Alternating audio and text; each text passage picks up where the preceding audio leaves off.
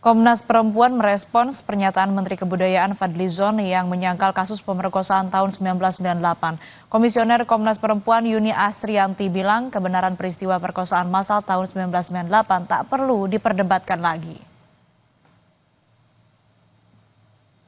Yuni menyebut dari hasil laporan tim gabungan pencari fakta telah dijelaskan peristiwa perkosaan massal paling banyak terjadi pada peristiwa tahun 98 silam. Dalam laporan TGPF ada bab khusus yang menjelaskan detail bagaimana pola dan pemetaan titik peristiwa perkosaan massal terjadi. Yuni menegaskan bukti-bukti yang didapatkan oleh tim gabungan pencari fakta terkait perkosaan massal tahun 1998 telah menjadi dokumen negara dan tidak dikerjakan sembarang orang.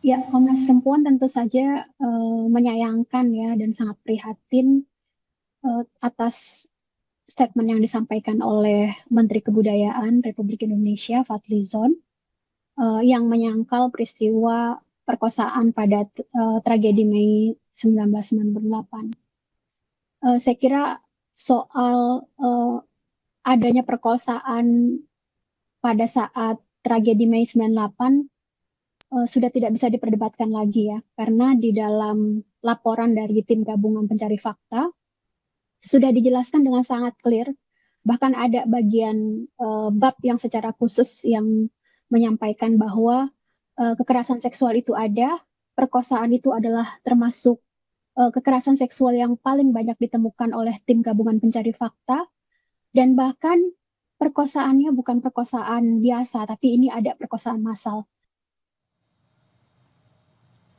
Banyaknya kecaman terhadap dirinya, Fadlizon mengklarifikasi pernyataannya tersebut melalui akun Instagram pribadinya yang dikolaborasi dengan Instagram Kementerian Kebudayaan.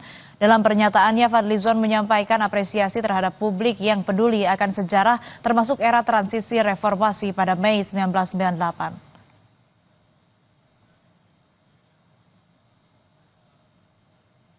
Menurut Fadlizon, pernyataan itu bukan dalam rangka menyangkal keberadaan kekerasan seksual, melainkan menekankan bahwa sejarah perlu bersandar pada fakta hukum dan bukti yang telah diuji secara akademik dan legal. Berbagai tindak kejahatan terjadi di tengah kerusuhan 13-14 Mei 1998 termasuk kekerasan seksual. Namun terkait perkosaan massal perlu kehati-hatian karena data peristiwa itu tak pernah konklusif.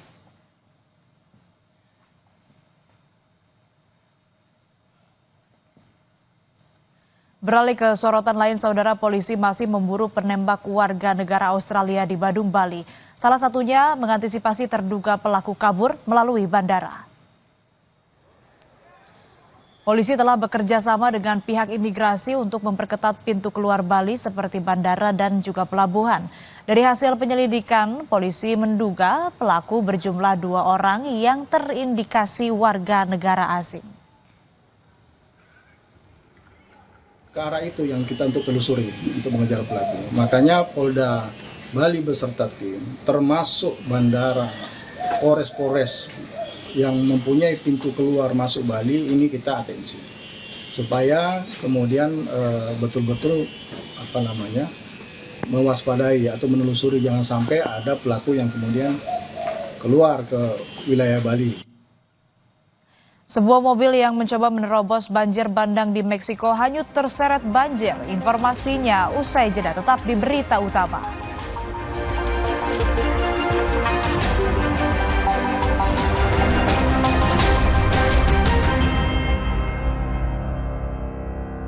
Rai 25 kalsium